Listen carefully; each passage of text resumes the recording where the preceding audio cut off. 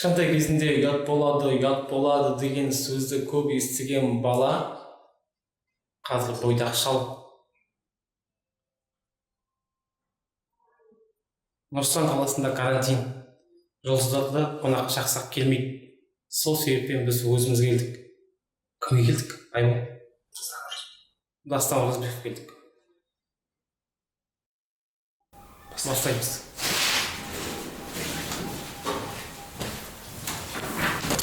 Біз неғып подъезде отырмыз, слышь ба? Енді Дастан аға былай ғой, бұл бағдарламаның форматында несандартный, яғни ыңғай сұрақ қойылады. Мысалға сіз шақырсақ, бір өте күштіге шақырамыз, сосын қойылатын сұрақ, өнерге қалай келдіңіз, уже банально уже қараған келмейді. Бізден наоборот, өнерде қашан кетесіз деген сияқты қойылады. Сол халық айтатын шығар, подъезде не үшін отырдық, бірақ подъезд менің ойымша өте жақсы локация. Чем артында күшті бір фон тұрса, қысымыз. Оның үстіне сен сұрақтарды жаңағы 16 жешіктен сұрып алдың. Оны шешті сен. 16 үйде мен апашым тұрады. Бәсе. Жасы 35-те, сол маған сценарий жазды, жібереді. Жақсы. Апам рұқсат бермей қойды ғой деймін, мен де интервью жасауымыз. Подъезде отырмыз. Тым күлкіміз, жарайды. Ғалымдардың зерттеуі бойынша адам баласына ұйықтап кету үшін 7 минут уақыт керек екен. Егер де 7 минутта ұйықтап кете алмаса, значит ол обедте ұйықтап алған. Бұл Кон шоу. Бүгін бізде қонақта эстрада жұлдызы біздің ағамыз Дастан Оразбеков. Қош келдіңіз. Қош көрдік. Қалай мәде? Жақсы, өзіңіз қалайсыз? Мен өте қуаныштымын. Сізді көремін деп ойлаған жоқпын. Ендеше бастайық.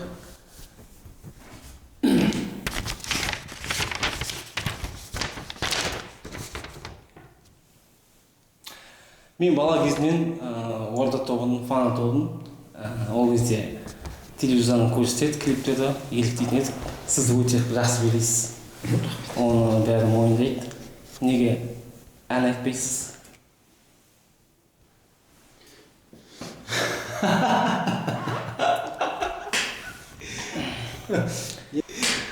Сіздің соңғы клипіңіз Көк аспан ютубта 14 миллион жинаған, рекорд. Енді сол клипте жаңбыр шынымен жауды ма, или кім су шашты? Және де қанша литр су кетті жаңбырға? Жаңбыр баяу төгілгенде Бір 4 шелек кетті ғой приблизительно. Түсінді ма?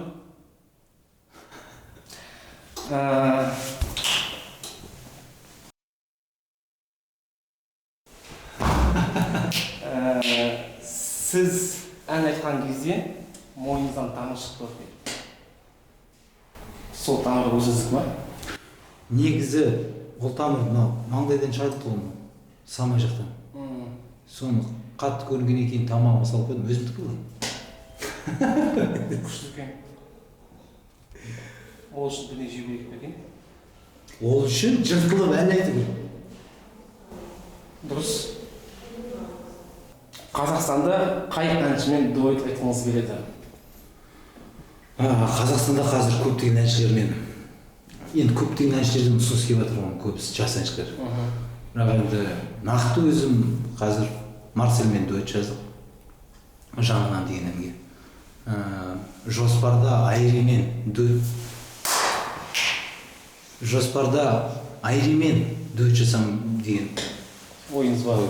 Қазір оның үстіне мынау коронавирустың себептерінен болып, дерттерінен болып, тағы да бір топталып, бір өзіміздің әріптестерімізбен тағы да бір бейнебаян түсіріп шықпақшымыз. Марсель өкіл қуандық па дуэт жазғанына? Сізде сахнада киетін костюмге қарағанда очки көп сияқты. Мысалы, концертте киетін очки, магазинге киетін очки, тамақ ішетін киетін очки, машина айдағанда киетін очки, жуынғанда киетін очки. Неге очки ала бересіз? Одан менің қаржымды қайтармайсыз ба? Мен саған неге қашан қарыз болдым? Қайдан қарыз болдым? Сен? Жоқ, мен кіммен шатысып болдым? Мөлдірмен шатысып төрешіге шатысып болдым, Или мөлдірмен. Негізі бірақ очки. просто ана лига сияқты ғой же. Бір жер алынақ, бір жер қойылақ, алып салмалы көзілдірек. Мен ойлайтын едім хамелеон деп. Жоқ, енді хамелеон деп айтқым келді, бірақ енді хамелеон тек қана әйнегі ғана ғой хамелеон болатын, ал жалпы өзім хамелеон емеспін ең бастысы. Лакост. Лакост. Вообще война барып көрдің сен? Әрине. Мне кажется, нет. Мне кажется, да. Осы Нұр-Сұлтан қаласында керемет деген моншаға бардық. Сосын Қосшы деген жерді білетін болсам, қазір карантиннің кесірінен бармайчы көп. Люкс деген баня бар, сол жерге баратын тұғымыз. Негізі біз осы сұхбатта баняда түсіргіміз келген. Бірақ Шли буланып кететін еді камера, иә? боланып кететін баняда свет сөңіп қалған сияқты. Сіздің телефоныңыз iPhone ба? iPhone. Осы неге iPhone ұстайтындар, Samsung ұстайтындарды жақтырмайды? Мысалы, кредитті жоғарымда сізге не істеп қойды? Кредитті жоғарымда. Поле чудес деген бағдарламаны білесіз ғой? Әрине білеміз, Якубович жүрді. Леонид Якубович. Поле чудес бағдарламасының, мысалы, екі ұры тонаған. Бірінші ұры машина ұрлаған, ал екінші ұры нені таңдап тұр дейсіз? Приз!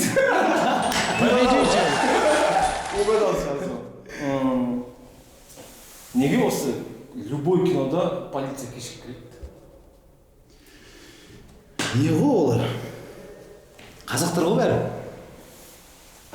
Шай ішіп, демалып, жатып содан кейін. Өйтті дұрыс жауап берді. Уже екінші рет интуициясы мықты екен, менің жауабын тауып қойды.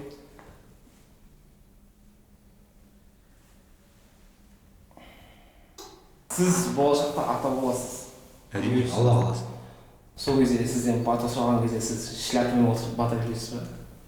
Негізі көп әншілерге халық жинай алмайды. По факту, гастроль уақытында. Ал қазір онлайн кәсіпкерлерден шықты осы күнге шейін. Сіз неге онлайн кәсіпкерлер дейсіз? Мен әлі ютубта өз каналымды ашып алған жоқ. Ютубта өз каналымды ашып алғанда сосын онлайн концерт беремін. Өте жақсы идея. Егер де Дастан Оразбеков ағамыз YouTube каналын ашқан қалсаңыздар, онда коммент жазып кетіңіздер, және де каналға жазыңыздар. Шляпасы бар адамда ешқашан қартаймайды. Бүгін бізде қонақта ешқашан қартаймайтын Дастан ағамыз. Еще шляпасы бар.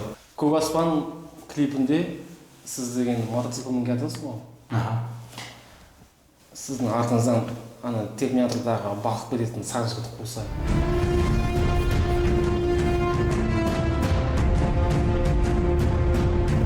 Мен Шварценеггер шақырмын. Ол карантинде. Бір әже үйде телевизор қарап отыр. Сосын басқа каналға ауыстырайын деп, телевизордың пультін кондердің пультімен ауыстырып шарыстырып алып. Сонда не болғанын білесіз бе?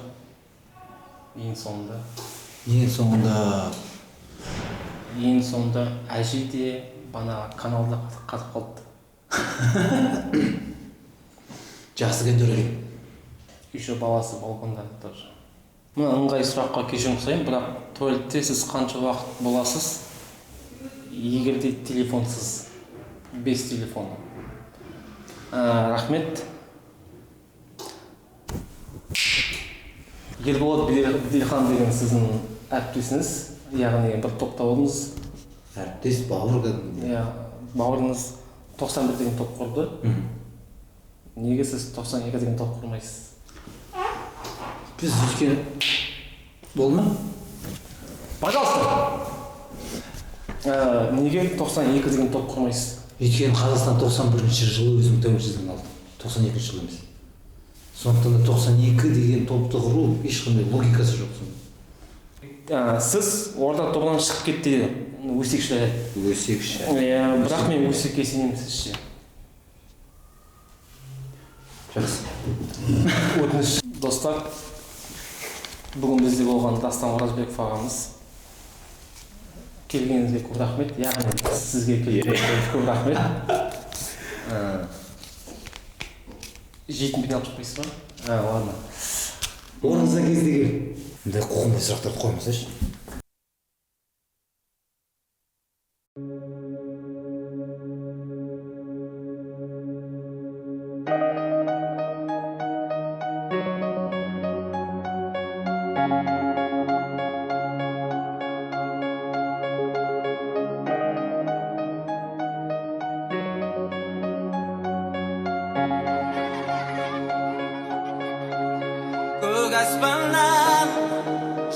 жаңбыр баяу